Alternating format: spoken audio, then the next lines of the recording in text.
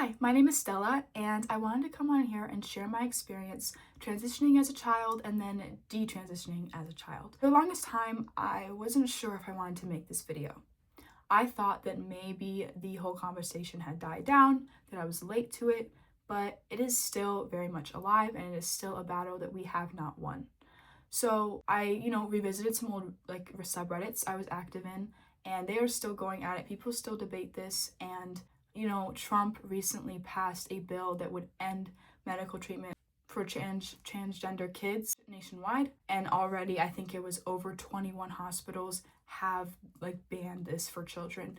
So that's amazing, that sounds great, but we still have a long way to go. Kids are still receiving this treatment.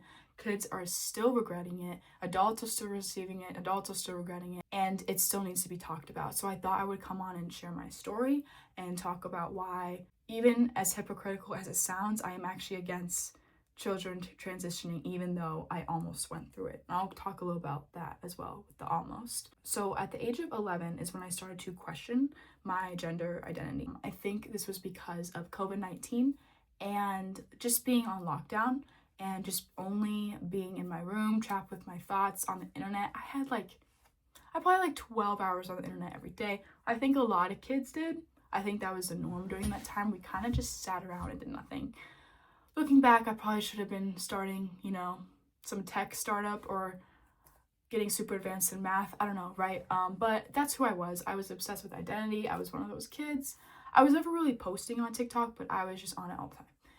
And it was around that age where I started to go through puberty. So I think puberty with COVID-19, with the internet, made me do that. So basically, it started with that insecurity of I don't like my body, I don't like what's developing, I don't like my period. So I would look online why do I want to be a boy? And I remember looking this online on YouTube, and I was met with some of the top trans YouTubers that are still around today, trans men, and they had videos like how to know if you're trans, what you might feel if you're trans. So that all came up just from me looking up why do I want to be a boy.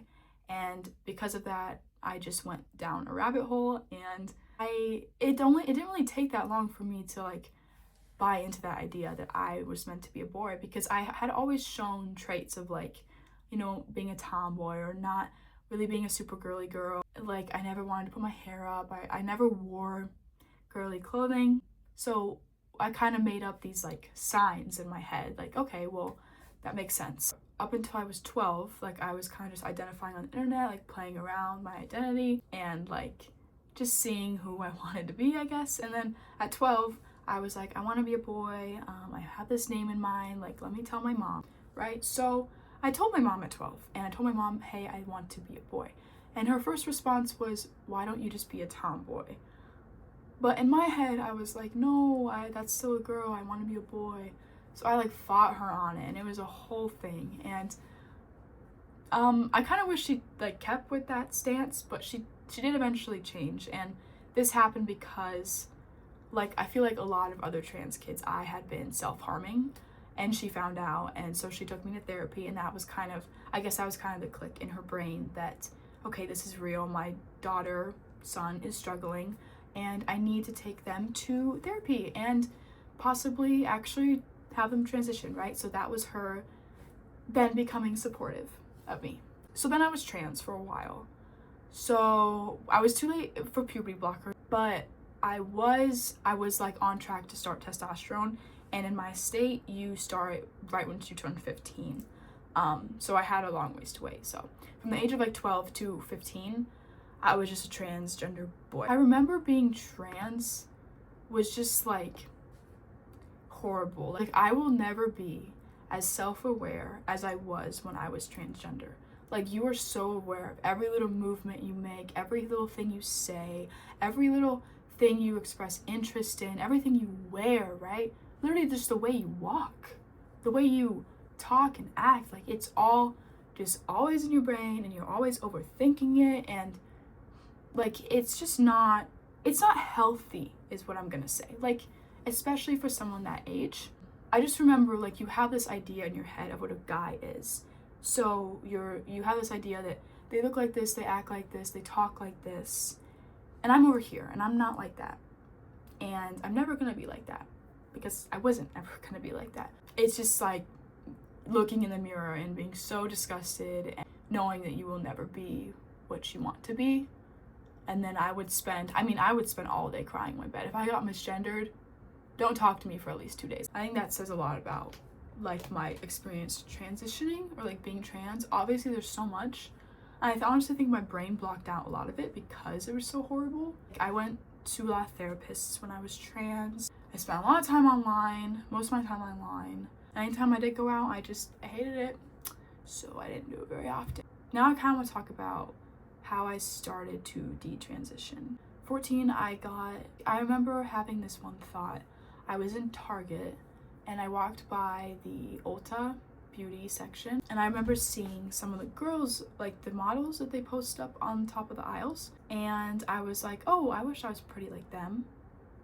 And then I'm like, whoa, why was I thinking that, right? So I think that was my first little moment. Like that's the one I really remember. It was, I want to be pretty. Like I had this urge to be pretty that I hadn't had really my entire life. I wasn't like pretty or like well presented until 10th grade, not even like 11th grade. But the real turning point was when I was old enough to get on testosterone.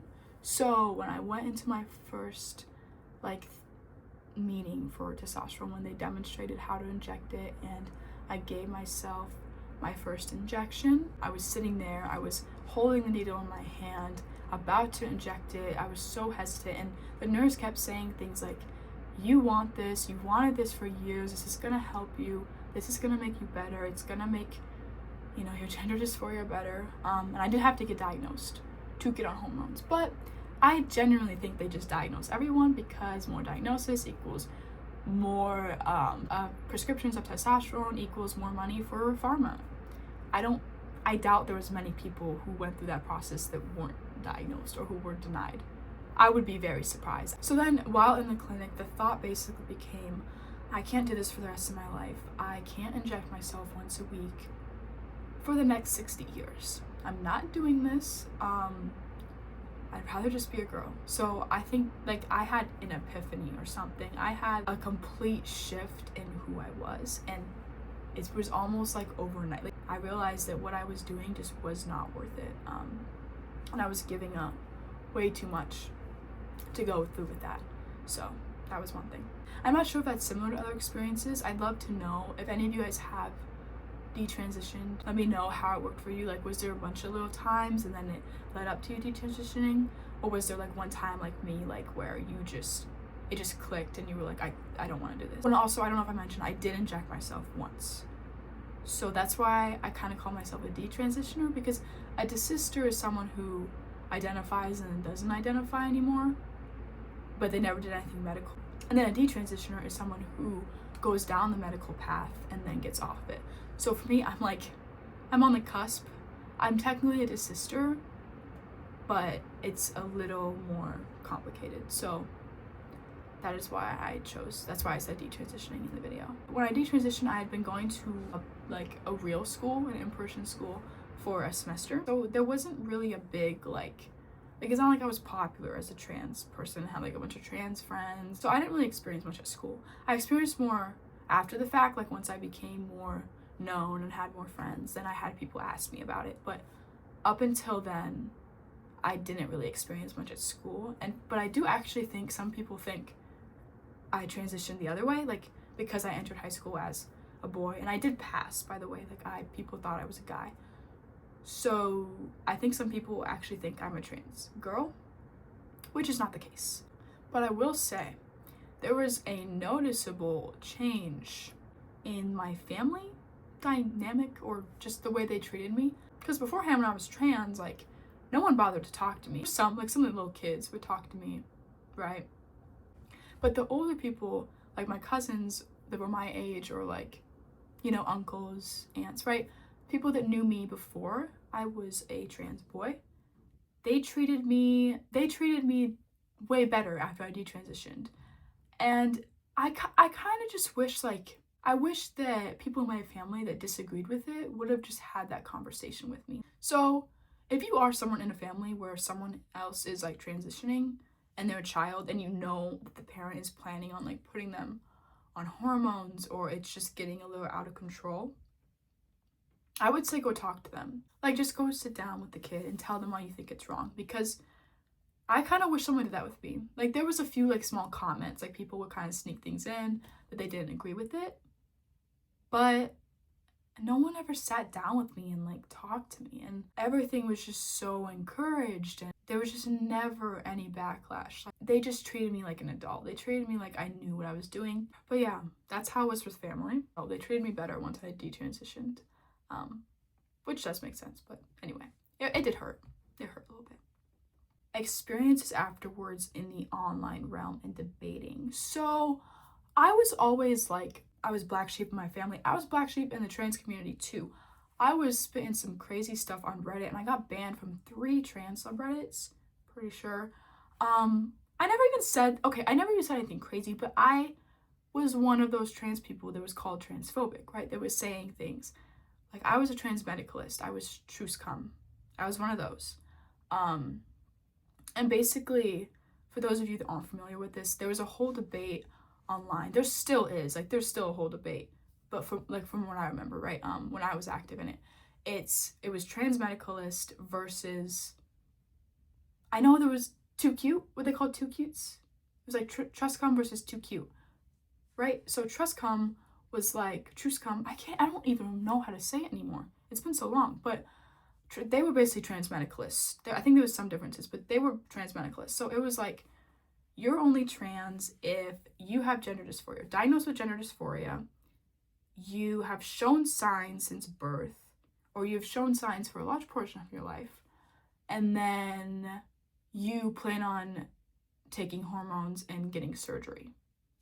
Like those were the things. Like you had to have a plan to go down this route. Like your goal was to completely be the opposite sex, or as close as you can get to it, right? So that was trans medicalists. They believed in the medical aspect of being trans. Like that's what it was. Like they believed around like trans people had a mental disorder and we were curing that mental disorder by transitioning.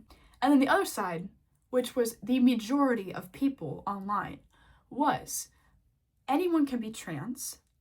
You don't need to medically transition if you don't want to. You don't need to get surgery. You don't need to be diagnosed with gender dysphoria. You could just be trans. So this was mostly a lot of the people that believed in more than 2 genders as well. So trans medicalists were very male, female, that's it, right? But the other people were like, you can be whatever gender you want. See, I was medical. And then it kind of backfired on me once I detransitioned, because I kind of went against the whole narrative then. You know, I went against the medical thing because I had been diagnosed with gender dysphoria. I planned on going on hormones.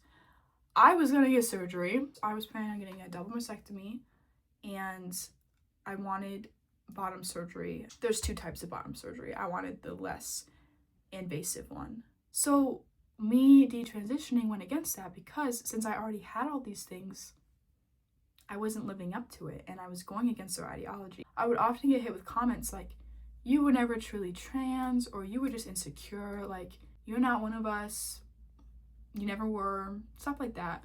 And it's like, well, I would just think like, so what's the difference between this person and, you know, someone who would actually grow up to be trans their whole life?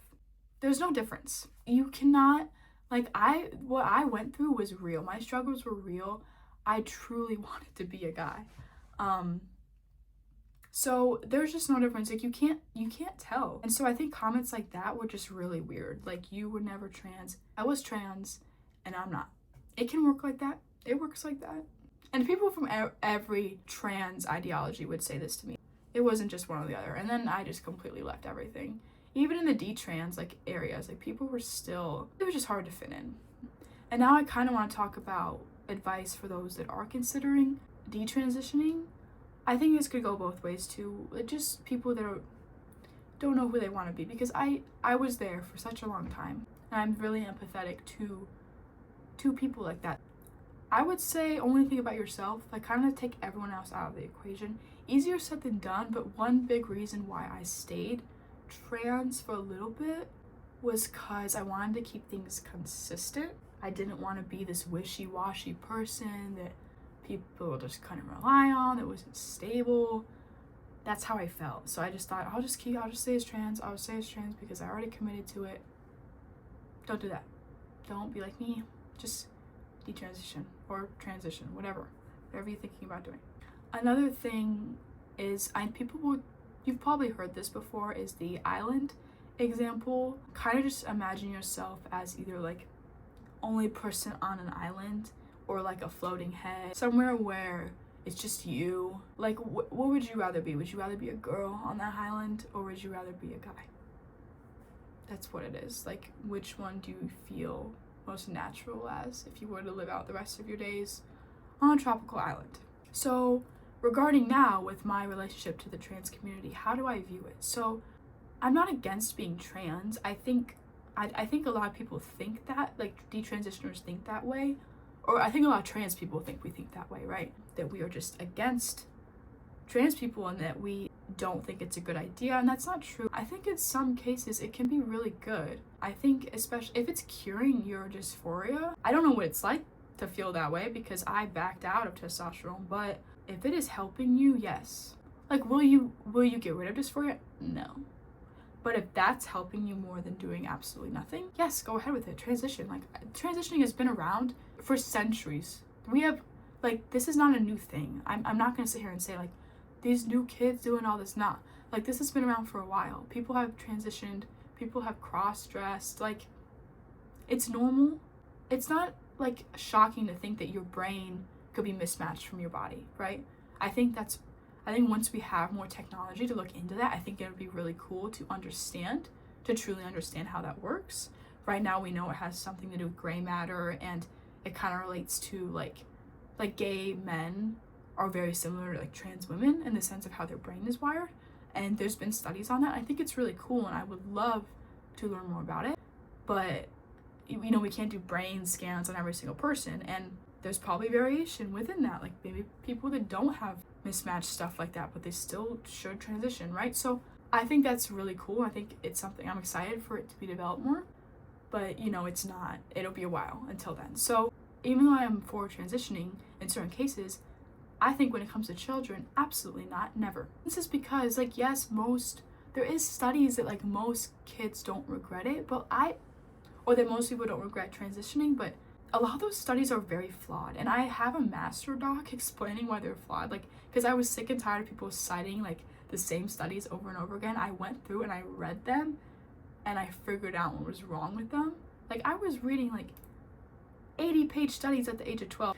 A lot of things in those studies are just not reliable. And one thing I found in a lot of studies was they would say most people don't detransition, or most people don't have regrets about it. And this was very flawed. Like, the flaw I found was that they weren't tracking people after they left the clinic. So like me, for example, once I detransitioned, right, desisted, whatever you want to call what I did, I never followed up with the clinic. I never told them, yo, I'm not taking that no more. I detransitioned. They might still think I'm trans at this point. Like, they might think maybe I just switched doctors or I moved, right? Because the testosterone I have, it lasts for a year. I got like a whole bag. I don't know how much is in there, but it was a lot. Anyway, what I'm trying to say is, like, they're not tracking the people that leave their care. These studies would talk about surveys and talking to people that were patients. Like, people that detransition are not patients anymore. So that was just one flaw. If someone wants to explain how that's actually fine, let me know. And let's just say I'm completely wrong. Like, let's just say most kids do benefit from transitioning. There's still that percent that don't, and that percent that don't are above everyone else that does. I'm sorry, but if there's kids that are regretting this, that are living with a life of shame, then the other kids can wait. Like, it's better to wait and to get it right than to do this that early and regret it for the rest of your life and never being able to change it. That's my thought on that. Please don't transition your child. Not worth it. Maybe social transition, I don't think there's much of a harm in that, but also just don't let it get too crazy. If your kid is beating themselves up, if they're not leaving the house, if they're just depressed, hey, maybe this isn't the best thing for them. But that's a conversation you need to have with your child. one-on-one, right? Maybe get some outside perspectives. I think that depends, but never medical transition. And I know it's hypocritical maybe for me to say, but I think it does make sense. Like looking back, it wasn't the best decision. And then also the trans community, I get called transphobic a lot. I think it's because I said the T slur one time after I detransitioned. But like, I was trans for 3 years. I feel like I earned it. I don't know. Someone tell me if I'm wrong on that. I haven't said it since, but I did say it one time, and it was a big thing at school. But we're good now. I'm good now. People forgot about it. Yeah, so I just think it's weird, like, being called transphobic when I was trans for so long. Like, it wasn't just a small little thing. Like, I was trans for 3 years, and I was gonna medically transition, so I don't see how I can be transphobic. But let me know. I don't know. Let me know. Anyway, I think I talked a lot about, you know, my experience in the community and how just all this has shaped me. And then looking back, I do want to say I don't regret transitioning. I think the whole experience gave me a new perspective that not many people have. I'm not going to say I know what it's like to be a guy. I don't. But I did pass for 3 years, and I walked around the earth as one, and, you know, I interacted with people as one. I dressed like one. So it just gave me, like, I just see the world a little differently now. So I don't regret it. I definitely did for the year afterwards, and I was thinking, you know, I lost 3 years of my life, my girlhood. I was felt so behind compared to some of the other girls. But now I am at peace with it, and I have been for years since. I think there are pros that come out of it, so that's what I want to say about that. I'm going to end it there, and I hope you enjoyed watching. Make sure to like and subscribe. And if you have any, you know, questions or you want advice about anything, maybe you're going through some of the things I mentioned in the video, or you want to give your opinions on things, maybe share your stories, make sure to leave a comment, and I will look forward to replying. Also, if you have any video ideas, let me know. I'd love to comment on things. I have really enjoyed making this one, and I put it off for so long, but I'm glad I did. So thank you for watching, and have a great day or night. Bye.